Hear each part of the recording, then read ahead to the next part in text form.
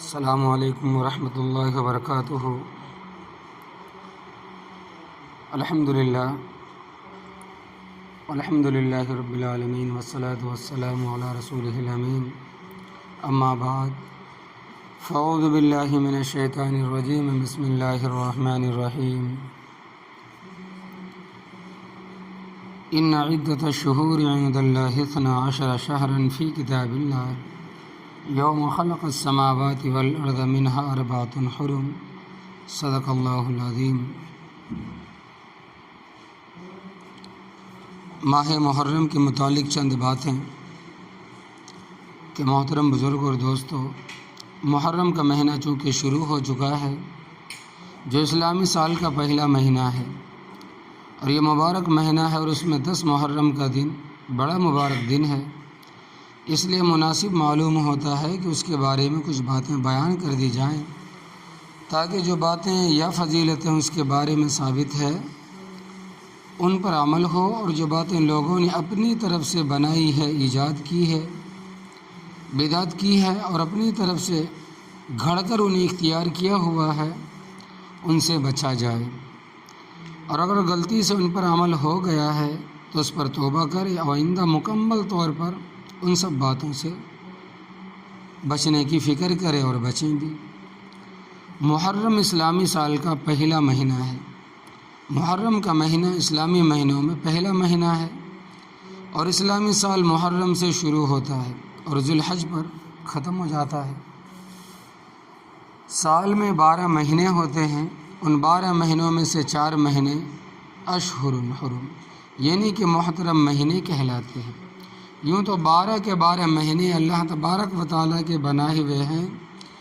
جب اللہ تبارک و تعالیٰ نے زمین و آسمان کو بنایا تھا تو اس کے ساتھ ہی اللہ تبارک و تعالیٰ نے سال کے 12 مہینے بھی بنائے تھے۔ بہرحال یہ مہینے اللہ تبارک و تعالیٰ کے بنائے ہوئے ہیں، لوگوں کے بالکل بھی بنائے ہوئے نہیں ہیں۔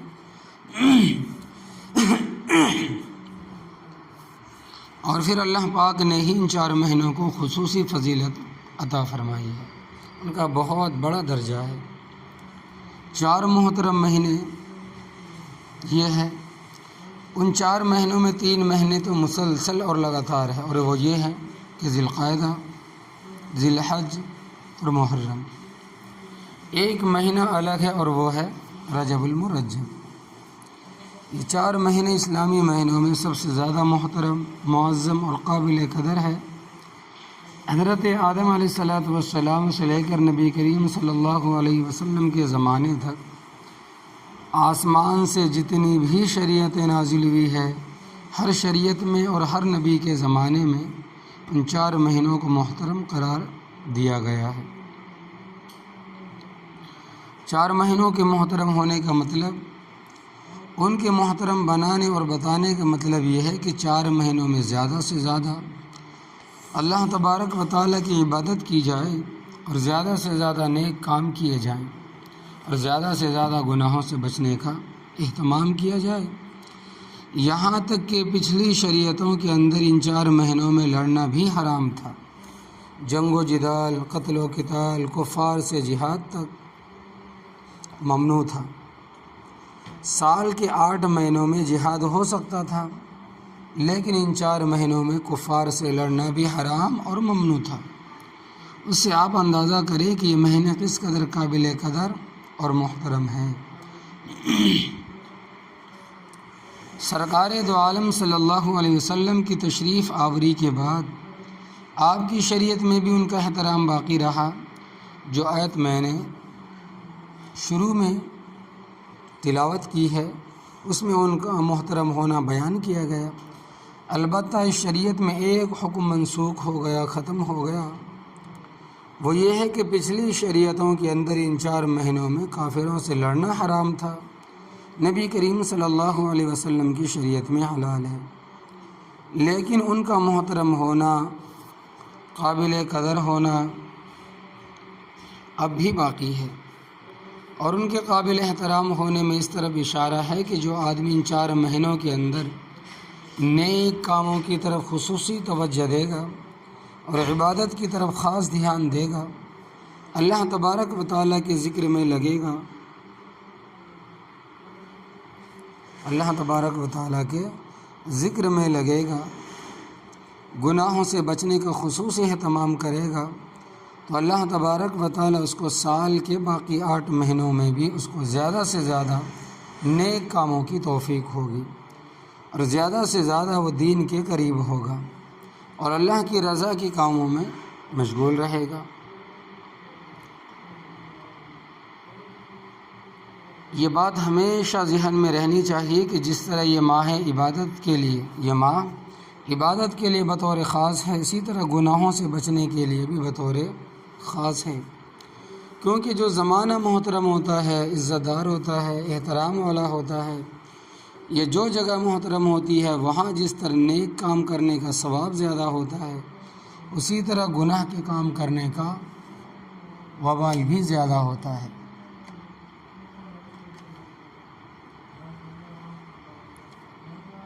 وبال بھی زیادہ ہوتا ہے۔ جیسا کہ رمضان المبارک کا مہینہ نبی کریم صلی اللہ علیہ وسلم کی امت کے لیے خاص الخاص مہینہ ہے کہ اس میں نیک کاموں کا اجر بڑھا دیا جاتا ہے، اسی طرح رمضان شریف میں گناہ کرنے کا وبال بھی بہت سخت ہے۔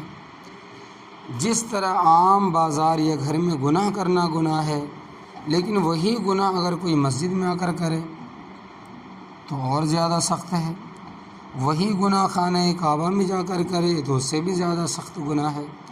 لہذا جو ان 4 مہینوں میں گناہ کرنے سے پرہیز نہیں کرے گا اور خدا نخواستہ گناہ کرے گا تو ان محترم مہینوں میں گناہ کرنے کا وبال بھی بڑھ جائے گا، جس میں سے ایک محرم الحرام کا مہینہ ہے۔ اس لیے محرم کے مہینے میں اور باقی 3 مہینوں میں بھی گناہوں سے بچنے کا زیادہ اہتمام ہونا چاہیے، جس کے نتیجے میں انشاءاللہ تبارک و تعالیٰ ایسے آدمی کو سال کے باقی 8 مہینوں میں بھی گناہوں سے بچنے کی زیادہ توفیق ہوگی۔ ہجری سن یاد رکھنا فرض کفایہ ہے، یعنی اسلامی سال کا یاد رکھنا فرض کفایہ ہے۔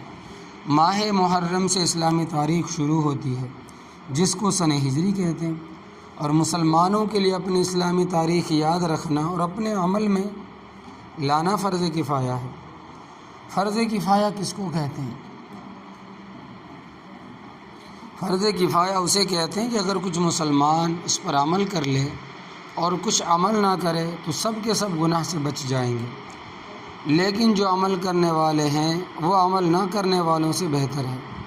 جیسے نماز جنازہ فرض کفایہ ہے، اگر کسی مسلمان میت کا کوئی شخص بھی جنازے کی نماز نہیں پڑھے گا تو وہاں کے جتنے مسلمان ہیں جہاں کا وہ جنازہ ہے سارے کے سارے گنہگار ہوں گے، لیکن اگر وہاں کے رہنے والوں میں سے 2 3 یا 10 نے بھی جنازے کی نماز پڑھ لی تو سب مسلمانوں کی طرف سے فرض کفایہ ادا ہو جائے گا۔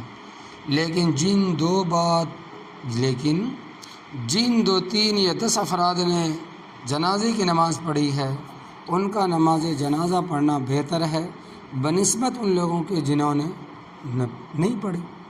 بہرحال جو لوگ اسلامی تاریخ کو یاد رکھتے ہیں وہ فرض کفایہ کو ادا کرنے والے ہیں، ان کو اس کا زیادہ ثواب ملے گا، جو عمل کرنے والے نہیں ہیں وہ اس ثواب سے محروم ہوں گے، اگرچہ ان کا فرض کفایہ ادا ہو جائے گا۔ حاصل یہ ہے کہ ہر مسلمان کو اسلامی تاریخ یاد رکھنی چاہیے اور اپنے معاملات میں اسے اختیار کرنا چاہیے، اور اس عمل کو لانے میں مدارس والے بہت محتاط رہتے ہیں، اس کا پورا سال ہر سال اسی پر پورا عمل ہوتا ہے۔ فرض کفایہ کا درجہ سنت موقدہ سے اور واجب سے بڑھ کر ہوتا ہے۔ اللہ اکبر کبیرہ، ذرا سوچیں ہم لوگ کتنی بڑی کوتاہی میں مبتلا ہے۔ فرض کفایہ کا یہ مطلب نہیں ہوتا کہ دوسرے مسلمان ادا کر لے تو ہم جان بوجھ کر اس پر عمل کرنا چھوڑ دیں۔ یہ تو اللہ پاک کی رحمت ہے کہ انہوں نے کسی عمل کو فرض عین کیا اور کسی کو فرض کفایہ کر دیا۔ اگر ہر فرض فرض عین ہوتا تو ہر ایک کا عمل کرنا ضروری ہوتا، اور جو اس پر عمل نہ کرتا وہ گنہگار ہوتا۔ یہ اللہ پاک کی مہربانی ہے کہ انہوں نے چند اعمال ایسے کر دیے کہ بعض آدمی عمل کر لے تو باقی لوگ گناہوں سے بچ جاتے ہیں، گنہگار نہیں ہوتے۔ یہ سب اللہ تبارک و تعالیٰ کی رحمت ہے، مگر اللہ کی رحمت کا یہ مطلب ہرگز نہیں کہ وہ عمل بالکل ہی ہم چھوڑ دیں جیسا کہ چھوڑا ہوا ہے۔ اس وقت مسلمانوں کی اکثریت کی یہ حال ہے کہ اسلامی تاریخ لکھنا اس کے عمل میں کہیں سے کہیں تک نہیں ہے۔ اس لیے محترم بزرگ دوستو، نوجوان اور ماں اور بہنیں، اسلامی تاریخ کو رواج دیں۔ ہونا تو یہ چاہیے تھا کہ جتنے بھی مسلمان ہیں وہ سب اپنے اپنے خطوط، اپنے کاغذات، اپنے حساب و کتاب میں اسلامی تاریخ کو فوقیت دیتے۔ ضمناً انگریزی تاریخ لکھنے میں بھی کوئی حرج نہیں ہے۔ انگریزی تاریخ کو اگر نیچے اور اسلامی تاریخ کو تاج کی جگہ رکھیں اور اس کو سرتاج بنائیں تو کوئی حرج نہیں ہے۔ اس طرح اسلامی تاریخ پر جو فرض کفایہ ہے خوش اسلوبی کے ساتھ عمل ہوتا رہے گا، اور اس پر عمل کرنے اور اس کو زندہ رکھنے کا ثواب بھی ملے گا۔ اور دنیا کی حساب و کتاب لین دین میں اگر انگریزی تاریخ نیچے تابع رہے تو اس میں کوئی حرج نہیں۔ سعودی عربیہ میں الحمدللہ یہی بات دیکھنے میں آئی ہے کہ وہاں سرکاری سطح پر بھی پہلے اسلامی تاریخ لکھی جاتی ہے، پھر نیچے انگریزی تاریخ درج ہوتی۔ یہاں بھی ایسا ہو سکتا ہے، جب ہو سکتا ہے تو اس پر عمل کرنا چاہیے۔ اور آج ہم اس نیت بلکہ پختہ عزم کے ساتھ یہاں سے جائیں کہ کل سے ہم بھی اسلامی تاریخ کو اختیار کریں گے، تاکہ یہ فرض کفایہ ہم سے زندہ ہو اور ہم اس فرض کفایہ کو عمل میں لا کر اسلامی تاریخ کو زندہ کریں اور فرض کفایہ پر عمل کریں اور اس کے اجر و ثواب کے مستحق بنیں۔ اور یہ ہوگا اگر عمل کرنا چاہیں تو جو مسجد کے لوگ ہیں، جو صدر ہیں، اپنے امام کو جو تنخواہ دے وہ اسلامی تاریخ کے حساب سے دے دیں۔ محترم مہینوں کو منحوس جاننا بالکل سراسر جہالت ہے۔ ایک بات یہ عرض کرنی ہے کہ جب یہ مہینہ محترم ہے، اور آج سے نہیں، نبی کریم صلی اللہ علیہ وسلم کے زمانے سے نہیں، بلکہ جب سے اللہ پاک نے اس دنیا میں اپنی شریعت نازل فرمائی ہے اور پیغمبروں کا سلسلہ جاری فرمایا ہے، اس وقت سے محرم کا مہینہ قابل قدر، قابل احترام اور قابل عزت مہینہ ہے۔ اب ہمارے زمانے میں اللہ بچائے شیعوں کے اثر کی وجہ سے اس کو منحوس سمجھا جانے لگا۔ شیعوں کی نقل کرتے ہوئے بعض مسلمان بھی اللہ بچائے اس ماہ کو منحوس سمجھتے ہیں، ایسے ذوالقعدہ کے مہینے کو منحوس سمجھتے ہیں، جس کی علامت یہ ہے کہ شوال کے مہینے میں شادی بیاہ کریں گے اور جب ذوالقعدہ کا مہینہ شروع ہوگا شادیاں کرنا بند کر دیں گے۔ لوگوں نے ذوالقعدہ کا نام خالی کا مہینہ رکھا ہے، یہ نہیں معاذ اللہ یہ خیر سے خالی ہے، بھلائی سے خالی ہے، خیر و برکت سے خالی ہے، نعوذ باللہ من ذالک۔ غور فرمائیں، اللہ پاک تو اس کو خیر کا مہینہ کہیں اور ہم نے اس کو صفر اور خیر سے خالی کا مہینہ سمجھا ہوا ہے، اور کہتے ہیں کہ ارے بھائی خالی کا مہینہ آ گیا، اب شادی بیاہ ختم، اب نہ منگنی ہوگی نہ شادی ہوگی، کچھ بھی نہیں ہوگا۔ چنانچہ اس مہینے میں اکثر شادی حال خالی ہو جاتے ہیں، اور جیسے ہی بقرعید، عید الاضحیٰ کا مہینہ شروع ہوتا ہے پھر سے شادیاں شروع ہو جاتی اور لوگ بقرعید کا گوشت ولیمے میں چلانا شروع کر دیتے، اور جیسے ہی بقرعید کا مہینہ ختم ہوتا ہے اور محرم کا مہینہ شروع ہو جاتا ہے پھر وہی حرام کی رٹ شروع ہو جاتی ہے۔ اب کوئی شادی اس مہینے میں نہیں ہوگی، اس لیے کہ شیعہ کہتے ہیں کہ محرم کا مہینہ غم کا مہینہ ہے۔ ایک غلط فہمی اور اس کا ازالہ، بعض لوگوں نے اپنی نادانی کی وجہ سے محرم کے مہینوں کو حرام سمجھ لیا، حالانکہ محرم کے معنی یہاں حرام کے نہیں بلکہ محرم کے معنی محترم کے ہے۔ حرام ہونے کا مفہوم اس کے ساتھ اپنی طرف سے چپکا لیا، اور اصل وجہ یہی ہے کہ چونکہ شیعہ اس مہینوں کو منحوس سمجھتے ہیں، سنیوں نے ان کے ساتھ رہ کر ان سے یہ اثر لے لیا۔ جیسے شیعہ اس مہینے میں شادیاں نہیں کرتے، بلکہ 10 محرم کے دن تو وہ شادی کرنے کو حرام سمجھتے ہوں گے، یکم سے لے کر 10 محرم تک کوئی شادی بیاہ نہیں ہوتا، کیونکہ وہ بعض ہمیں خود یہ سمجھتے ہیں کہ یہ غم کا مہینہ ہے، چنانچہ اس مہینے میں سینہ پیٹتے ہیں، مصنوعی رونا روتے ہیں، اس لیے ان کے یہاں سب دنوں میں شادی بیاہ کا کوئی تصور نہیں ہو سکتا۔ ان کی نقل کرتے ہوئے بعض سنیوں نے بھی عمل اختیار کر لیا، محرم کا مہینہ آتے ہی شادی بیاہ کرنا چھوڑ دیتے ہیں۔ اس طرح سنیوں نے بھی اس مہینے کو اپنے عمل میں منحوس سمجھ لیا، حالانکہ یہ بڑی سنگین غلطی ہے۔ یعنی وہ مہینہ جو شروع سے محترم چلا آ رہا ہے اور اسلام میں بھی وہ محترم ہے، مگر کچھ مسلمانوں نے اپنی لا علمی، نادانی اور جہالت کی وجہ سے اس کو منحوس سمجھ رکھا ہے۔ لہٰذا اب اس کا علاج یہ ہے کہ مسلمانوں کو چاہیے کہ وہ ذوالقعدہ کے مہینے میں بھی شادی بیاہ کریں، خوشی کی تقریبات منعقد کیا کریں، اپنے بچوں کا عقیقہ بے دھڑک کیا کرے، اور محرم کے مہینے میں بھی خصوصاً یکم سے لے کر 10 تک خوشی اور شادی بیاہ کی تقریبات کر لیا کریں، تاکہ ذہنوں میں جو غلط تصور بیٹھ گیا ہے وہ ذہن سے نکلے اور اس کا محترم ہونا، قابل قدر ہونا، باعزت ہونا، شادی بیاہ کے 100% قابل اور لائق ہونا ذہنوں کے اندر بیٹھ جائے۔ اگر کسی کے ذہن میں خدا نخواستہ شیعوں والا تصور ہے تو اسے فوراً توبہ کر لینی چاہیے۔ 10 محرم کی اہمیت، ایک بات یہ ہے کہ ماہ محرم نے 10 تاریخ کو، جس کو عاشورہ کا دن کہتے ہیں، یہ بھی خاص دن ہے، بلکہ یوں سمجھے یہ اس پورے مہینے کا دل ہے، اور پچھلی شریعتوں میں 10 محرم کا روزہ فرض تھا، اور اسلام کے شروع میں بھی جب تک رمضان شریف کے روزے فرض نہیں ہوئے تھے، تاریخ کا روزہ فرض تھا۔ جب اللہ پاک کی طرف سے رمضان شریف کے روزے مسلمانوں پر فرض ہو گئے تو محرم کے روزے کا فرض ہونا منسوخ ہو گیا، البتہ اس کا مستحب اور پسندیدہ ہونا اب بھی باقی ہے، سنت ہونا اس کا اب بھی باقی ہے۔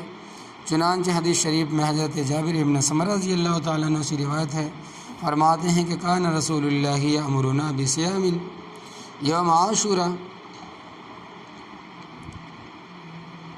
کہ نبی کریم صلی اللہ علیہ وسلم نے 10 محرم کا روزہ رکھنے کا حکم فرماتے تھے اور اس پر ہمیں ابھارا کرتے اور اس کی ہمیں بہت تاکید کرتے۔ پس جب رمضان المبارک کا روزہ فرض ہو گیا تو آپ ہمیں نہ حکم فرماتے اور نہ اس سے منع فرماتے اور نہ اس کی زیادہ تاکید فرماتے۔ اس لیے محرم کی 10 تاریخ خاص تاریخ اور خاص دن ہے۔ یوم عاشورہ کی فضیلت، یوم عاشورہ کی 2 فضیلتیں حدیث طیبہ سے ثابت ہیں۔ نمبر 1، جس میں ایک فضیلت تو اس دن کا روزہ رکھنا ہے جو متعدد احادیث سے ثابت ہے۔ چنانچہ ایک حدیث کا خلاصہ یہ ہے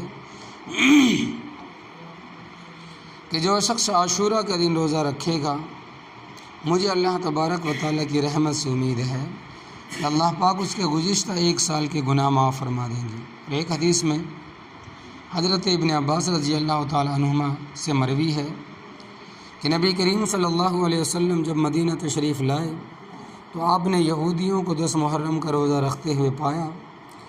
آپ صلی اللہ علیہ وسلم نے ان سے دریافت فرمایا کہ آپ اس دن روزہ کیوں رکھتے ہو؟ انہوں نے جواب دیا کہ وہ عظیم دن ہے جس میں اللہ تبارک و تعالیٰ نے حضرت موسیٰ علیہ السلام اور اس کی قوم بنی اسرائیل کو نجات عطا فرمائی تھی فرعون سے، اور فرعون اور اس کی قوم کو غرق آب کیا۔ چنانچہ حضرت موسیٰ علیہ السلام نے اس کے شکرانے کے طور پر روزہ رکھا، تو ہم بھی آپ کی اتباع میں اس دن کا روزہ رکھتے ہیں۔ نبی کریم صلی اللہ علیہ وسلم نے ارشاد فرمایا کہ ہم موسیٰ علیہ السلام کے تم سے زیادہ قریب اور حقدار ہیں، لہذا آپ نے خود بھی روزہ رکھا اور اپنے صحابہ کو بھی اس دن روزہ رکھنے کا حکم فرمایا۔ تو فرمایا کہ فقال رسول اللہ فنحن احق اولی بموسیٰ منکم فصامہ رسول اللہ وآمرہ بصیامہ متفق علیہ۔ حضرت ابن عباس رضی اللہ تعالیٰ عنہ سے ایک اور دوسری حدیث بھی مروی فرماتے ہیں کہ حین صام رسول اللہ عاشورہ وآمر بصیامہ قالوا یا رسول اللہ انہ یوم یعظمہ الیہود والنصارى فقال رسول اللہ، جب رسول اللہ نے 10 محرم کا روزہ رکھا تو صحابہ نے عرض کیا یا رسول اللہ، یہود و نصارہ اس دن کی بڑی تعظیم کرتے ہیں۔ رسول اللہ صلی اللہ علیہ وسلم نے ارشاد فرمایا اگر میں آئندہ سال زندہ رہا۔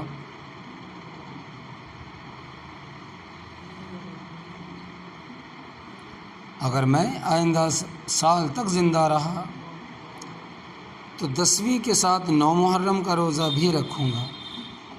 بہرحال نبی کریم صلی اللہ علیہ وسلم نے آئندہ سال 10ویں تاریخ کے ساتھ ایک روزہ نوی یا بعض روایت کے مطابق 11ویں تاریخ کا روزہ رکھنے کا ارادہ فرمایا، لیکن آئندہ سال ماہ محرم سے پہلے ماہ ربیع الاول میں نبی کریم صلی اللہ علیہ وسلم کا وصال ہو گیا اور آپ دنیا سے تشریف لے گئے۔ مزید ایک دن کا روزہ آپ نہیں رکھ سکے، لیکن آپ یہ فرما گئے ہیں کہ اگر زندہ رہا تو ایک دن کا مزید روزہ رکھوں گا۔ اس لیے علماء کرام رحمہ اللہ علیہ نے فرمایا کہ بہتر یہی کہ جو شخص بھی 10 محرم کو روزہ رکھے تو اس کے ساتھ ایک روزہ اور بھی رکھے، چاہے 9 کا ہو چاہے 10 کے ساتھ 11 کا ہو۔ ایک دن کا روزہ مزید ملا لینا بہتر اور بہت افضل ہے۔ خالی ایک دن یعنی 10 محرم کا روزہ رکھنا مکروہ تنزیہی اور خلاف اولیٰ ہے۔ تاہم اگر کسی میں ایک ہی دن کی ہمت ہو تو وہ ایک ہی روزہ رکھ لے تاکہ بالکل محرومی سے بچ جائے، ثواب عظیم سے وہ محروم نہ ہو۔ لیکن جس میں ہمت اور طاقت ہو اس کے لیے بہتر ہے کہ وہ 10 تاریخ کے ساتھ آگے پیچھے کا کوئی ایک روزہ ضرور رکھے۔ یوم عاشوراء کے ساتھ مزید ایک روزہ رکھنے کی حکمت، اس کی حکمت علماء کرام نے جو ارشاد فرمائی وہ بہت اہم ہے۔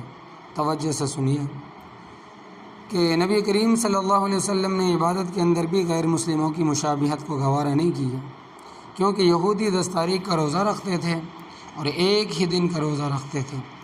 آپ نے یہ بات بالکل پسند نہیں فرمایا، مسلمان بھی اس دن کا ایک ہی روزہ رکھیں، اس لیے کہ اگر وہ ایک ہی دن کا روزہ رکھیں گے تو وہ ایک دن کا روزہ رکھنے میں یہودیوں کے مشابہ ہوں گے۔ اور سوچنے کی بات ہے کہ سرکار دو عالم صلی اللہ علیہ وسلم نے ایک عبادت میں ایک نیک کام میں بھی غیر مسلموں کی مشابہت گوارا نہیں فرمائی، اس لیے فرمایا کہ آئندہ سال میں اس کے ساتھ ایک روزہ اور رکھوں گا۔ ہمارے 2 روزے ہوں گے، ان کا ایک روزہ ہوگا، ہم روزہ رکھنے میں ان سے جدا ہو گئے، وہ ہم سے الگ اور ہم ان سے الگ ہو گئے، اس لیے افضل یہی ہے کہ 2 روزے رکھے جائیں۔ غیر مسلموں کی مشابہت سے بچنا ضروری، اس سے ہم یہ مسئلہ ذہن میں رکھیں کہ غیر مسلموں کے ساتھ کسی گناہ کے اندر مشابہت اختیار کرنا کتنی سنگین بات ہے۔ ہمارے آقا صلی اللہ علیہ وسلم تو عبادت میں بھی غیر مسلموں کی مشابہت اختیار نہیں فرماتے تھے، اور ہمیں ایسے نالائق ہے کہ ہم غیر مسلموں کے ساتھ گناہوں کے اندر بھی مشابہت اختیار کرتے ہیں، جیسے انگریزی بال رکھنا، خدا نخواستہ داڑھی منڈوانا، شلوار ٹخنے سے نیچے رکھنا، کوٹ پتلون پہننا، ٹائی لگانا، یہ ساری باتیں غیر مسلموں کی مشابہت کی ہے۔ گو ان میں درجے کا فرق ہے، لیکن یہ ساری باتیں غیر مسلموں کی مشابہت والی ہے، ان کو بھی اس لیے گناہ بھی سمجھنا چاہیے اور گناہ کے ساتھ ساتھ بچنے کا بھی اہتمام کرنا چاہیے۔ اللہ تبارک و تعالی اپنے فضل و کرم سے ہمارے دل میں ایسا ایمان بھر دے جس میں کافروں کی نفرت کوٹ کوٹ کر بھری ہوئی ہو، یہ ہمارے دین کا ہم سے مطلوب ہے۔ صحابہ کی شان، حضرت صحابہ رضی اللہ تعالیٰ اجمعین کی شان اللہ پاک جل جلالہ نے ارشاد فرمائی کہ اشداء علی الکفار رحماء بینہم، آپس میں وہ نہایت شفیق مہربان ہے اور کافروں کے مقابلے میں نہایت سخت ہے۔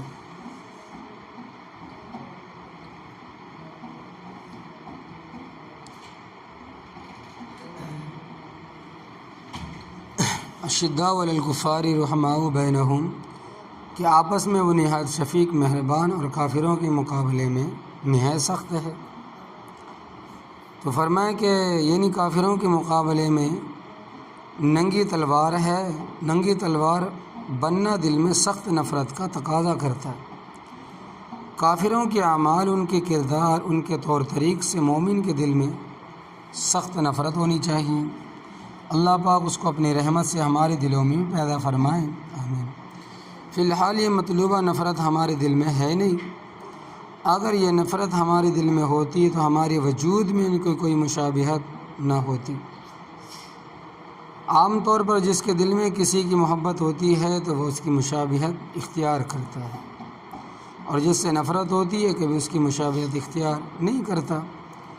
آپ نے کبھی اپنی دشمن کی کسی بات پر عمل کیا یا اپنے دشمن کی کوئی بات سننا آپ گوارا کر سکتے ہیں؟ نہیں کر سکتے، نہ کیا ہوگا۔ وہ دشمن ہی نہیں جس پر آدمی دل و جان سے فدا ہو، ایسا شخص کبھی دشمن نہیں ہو سکتا۔ اپنوں کی بے حسی۔ اس وقت ہم ذرا غور کریں کہ دنیا کے سارے کافر، خصوصاً انگریز، عیسائی اور ہندو مسلمانوں کو کچا چبا رہے ہیں، بمباری کر رہے ہیں، برباد کر رہے ہیں، ان کے ممالک کو لوٹنے کی کوشش کر رہے ہیں، دہشت گردی کی انتہا کیے ہوئے ہیں۔ ہماری بے غیرتی کا یہ عالم کہ اب بھی ہم ان کی شکل و صورت بنانا گوارا کر رہے ہیں، ان کے نقش قدم پر چلنے کو اپنی سعادت سمجھ رہے ہیں، عزت سمجھ رہے ہیں۔ اندازہ کرے کہ کس قدر ہماری پستی کا عالم ہے، کس قدر ہماری دین سے دوری کا عالم ہے کہ دشمن ہماری کمر میں چھرا گھونپ رہا ہے اور ہم اسی کے نقش قدم پر چلنے کی کوشش کر رہے ہیں اور کہہ رہے ہیں کہ ہم تمہارے ساتھ ہیں، ہم تمہارے ساتھ ہیں۔ اکثر مسلمان حکومتوں کا بھی آج یہی حال، عوام کا بھی یہی حال، الا ماشاء اللہ گنے چنے۔ ارے بھائی، ہمارے آقا صلی اللہ علیہ وسلم تو ان کے ساتھ ایک روزہ رکھنے میں موافقت نہیں فرما رہے، اور ہم دشمن کا لباس پہننے کو بھی اپنے لیے باعث عزت سمجھ رہے ہیں۔ یہ خطرناک صورتحال جس کے متعلق ایک ہولناک وعید ہے جو ہماری سمجھ میں آ جائے تو ہم ایک منٹ بھی کافروں کی مشابہت برداشت نہ کریں، اور وہ وعید یہ ہے کہ نبی کریم صلی اللہ علیہ وسلم نے ارشاد فرمایا کہ من تشبہ بقوم فہو منہم، کہ جو کسی قوم کی مشابہت کو اختیار کرے وہ انہی میں سے ہوگا، یعنی انہی میں سے اس کا شمار ہوگا، قیامت کے دن وہ انہی میں اٹھایا جائے گا۔ حدیث کی وضاحت کافروں میں اس کا شمار ہونے کے دو مطلب علماء کرام نے بیان فرمائے۔ ایک مطلب یہ ہے کہ اگر اس نے انہی کی مشابہت کو پسند کر لیا اور مسلمانوں کی مشابہت کو ناپسند کیا تو اس کا ایمان ہی جاتا رہے گا، اور ایمان جاتا رہا تو حقیقتاً اس کا شمار کفار میں ہوگا۔ دوسرا مطلب یہ ہے کہ آدمی دل سے تو غیر مسلموں سے نفرت کرے اور ان کے لباس و پوشاک سے بھی نفرت کرے، لیکن حالات کی وجہ سے یا ان کے ساتھ رہنے سہنے کی وجہ سے ان کا طرز زندگی اختیار کرے، تو یہ شخص اگرچہ کافر تو نہیں ہوگا، لیکن ہو سکتا ہے کہ قیامت کے دن انہی کے صف میں کھڑا کر دیا جائے۔ جب اس کا حساب کتاب ہوگا تو اپنی ظاہری مشابہت کی وجہ سے سزا بھگتے گا، پھر اس کے ساتھ مغفرت اور بخشش کا معاملہ ہوگا، لیکن شروع میں وہ انہی کے ساتھ تو کھڑا ہوگا۔ یہ کوئی معمولی سی بات نہیں، بڑی ذلت و رسوائی کی بات ہے۔ لہٰذا ہم اس صورتحال کا جائزہ لیں اور سر سے پیر تک دیکھیں کہ ہم کس طرح غیر مسلموں کی مشابہت اختیار کیے۔ اگر ایسی کوئی حالت ہے تو پھر اپنے آپ کو متبع سنت بنانے کی پوری کوشش کریں۔ نبی کریم صلی اللہ علیہ وسلم نے لباس و پوشاک وضاقتہ کے جو طریقے بتائیں ان کو اختیار کریں، اور غیر مسلموں کی جتنی باتیں ہیں ان کو ترک کر دیں۔ دوسری فضیلت اس دین کی ایک ضعیف حدیث سے ثابت ہے کہ جو آدمی اپنے گھر والوں کو عام طور پر جس طرح کا کھانا کھلاتا ہے، کھاتا ہے، 10 محرم کے دن وہ اس سے بہتر کھانا پکا کر کھلائے تو سال بھر اس کے گھر میں اور اس کی روزی میں خیر و برکت ہوگی۔ تو بعض علماء نے لکھا ہے کہ ہم نے اس کا بارہا تجربہ کیا ہے، ہمیشہ اس کو درست پایا، یعنی کہ یوم عاشورہ میں انہوں نے اچھا کھانا اپنے گھر والوں کو کھلایا تو گھر میں سارا سال برکت اور فراوانی ہوتی رہی، اللہ تبارک و تعالیٰ برکتوں سے نوازتا رہا۔ بہرحال یہ بھی ایک فضیلت کی چیز، یہ بھی حدیث سے ثابت ہے، البتہ اس میں چند باتیں سمجھنے کی۔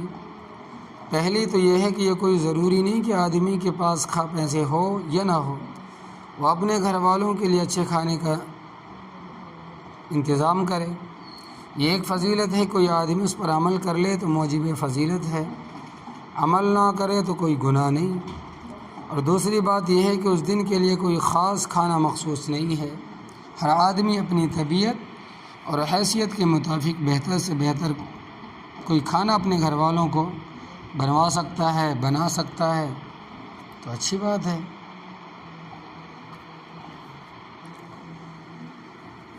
لہذا جب شریعت کی طرف سے کوئی کھانا مخصوص نہیں ہے تو ہمیں بھی مخصوص کرنے کا کوئی اختیار نہیں ہے۔ یہاں پر بعض لوگوں سے غلطی ہو جاتی ہے، بعض لوگ اپنی طرف سے خاص دنوں میں کھانے بھی خاص بنوانے کی پابندی کرتے ہیں۔ یاد رکھیں یہ پابندی ثابت نہیں ہے۔ چنانچہ بعض لوگوں نے محرم میں حلیم، کھچڑا، شعبان میں حلوہ، ربیع الاول میں بریانی خاص کی ہوئی ہے۔ یہ 4 کھانے ہم نے مخصوص کر رکھے۔ لہٰذا جب رمضان کا مہینہ آتا ہے تو کونڈے ہی کونڈے ہوتے ہیں، اور کونڈے کرتے کرتے آدمی کا اپنا کونڈا ہو جاتا ہے، مگر کونڈا ضرور کرتے ہیں۔ اور جب 15 شعبان کی رات آتی تو ہر جگہ حلوہ ہی حلوہ چڑھا ہوا ہوتا ہے، کہیں بیسن کا حلوہ، کہیں چنے کی دال کا حلوہ، کہیں سوجی کا حلوہ ہوتا ہے۔ یہ سب کھانے اپنی طرف سے خاص کر رکھے، جو قرآن و حدیث اور شریعت سے ثابت نہیں ہے۔ جو چیز شریعت سے ثابت نہ ہو اس کو ترک کرنا چاہیے، اس سے بچنا چاہیے۔ اس سے بچنے کا طریقہ یہ ہے کہ اپنے گھر میں اہتمام نہ کرے اور کسی دوسرے کے ہاں شرکت بھی نہ کرے، اور اگر کہیں سے آ جائے تو قبول بھی نہ کرے۔ زبردست اگر کوئی دے جائے تو کسی غریب کو دے دے، نہ خود استعمال کرے اور نہ اپنے بچوں کو استعمال کرنے دے۔ یاد رکھے وہ کھانا اپنی ذات کے اعتبار سے حرام تو ہے نہیں، اگر وہ حلال پیسے سے ہے، لیکن جب ان خاص دنوں میں شریعت کی طرف سے مقرر نہیں ہے تو ہم مقرر کرنے والے کون ہوتے ہیں؟ ہم تو شریعت پر عمل کرنے کے پابند ہیں۔ شریعت میں کسی خاص قسم کا اضافہ ہم نہیں کر سکتے۔ بہرحال ان کھانوں کو لازم کرنے کی وجہ سے ہم گنہگار ہو رہے ہیں، اور گناہ کی خاصیت یہ ہے کہ جب آدمی ایک گناہ کرتا ہے تو 10 گناہ اس کے ساتھ اور چپک جاتے ہیں۔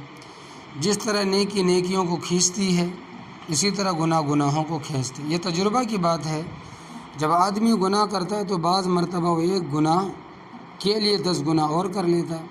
جس طرح کوئی آدمی ایک نیکی کرتا ہے تو بعض مرتبہ اللہ پاک اس کو مزید نیکیوں کی توفیق عطا فرماتے ہیں، ورنہ کم از کم ایک نیکی کا 10 گنا ثواب تو مل ہی جاتا ہے۔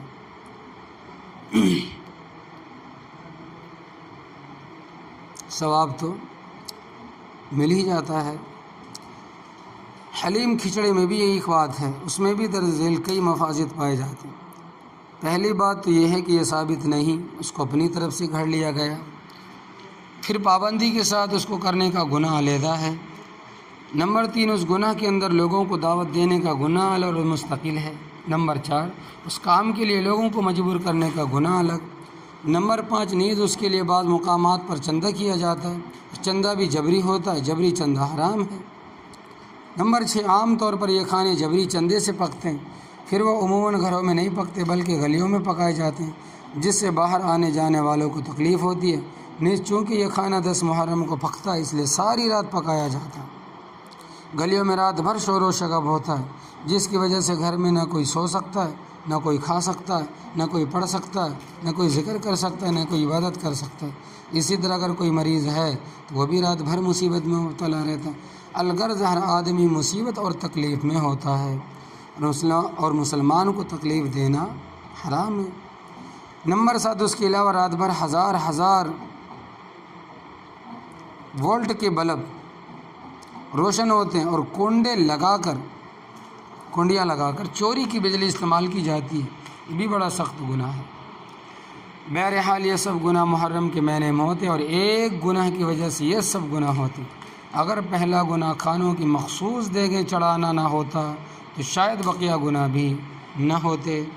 اس رسم بد کو ختم کرنے کا طریقہ، لوگ کہتے ہیں کہ نہیں صاحب مہینہ محرم کا ہو، حلیم کھچڑا نہ پکے، پھر محرم کا مہینہ ہم کیسے منائیں گے؟ ارے بھائی، محرم منانے کی چیز نہیں ہے، نہ کھانے پینے کا نام محرم ہے۔ یہ تو اللہ تبارک و تعالیٰ کی یاد کا مہینہ ہے، عبادت کا مہینہ ہے، گناہوں سے توبہ کرنے کا مہینہ ہے۔ گناہ کرنے کا مہینہ نہیں، اللہ بچائے، اس لیے ضروری ہے کہ حلیم سے توبہ کی جائے، نہ خود اپنے گھروں میں بنائے اور نہ دوسرے کے گھروں میں جا کر اس گناہ میں شریک ہو۔ اگر کوئی کھانا بھیج دے تب بھی استعمال نہ کرے، تاکہ یہ رسم بد ختم ہو، تاکہ یہ ناجائز طریقہ جو مسلمانوں میں جاری ہو گیا ختم ہو۔ اس کے علاوہ کوئی اور چیز دل چاہے پکا لے۔ اسی طرح اس مہینے میں بعض لوگ دعوت کرنے کو ضروری سمجھتے اور دوسروں کے گھروں میں کھانا پہنچانے کو بھی ضروری سمجھتے، یہ بھی صحیح نہیں۔ البتہ صدقہ و خیرات کرنے میں کوئی حرج نہیں۔ اگر کسی نے اچھا کھانا پکایا ہے اپنے گھر والوں کے لیے اور ساتھ ہی اس نے غریب و مسکین اور محتاجوں کو بھی دیا تو اس میں کوئی حرج نہیں ہے، اور اس حد تک کوئی قباحت نہیں، بشرطے کہ اسے لازم نہ سمجھے اور نہ کھانا مخصوص ہونا چاہیے، بس اس کا خاص خیال رکھنا چاہیے۔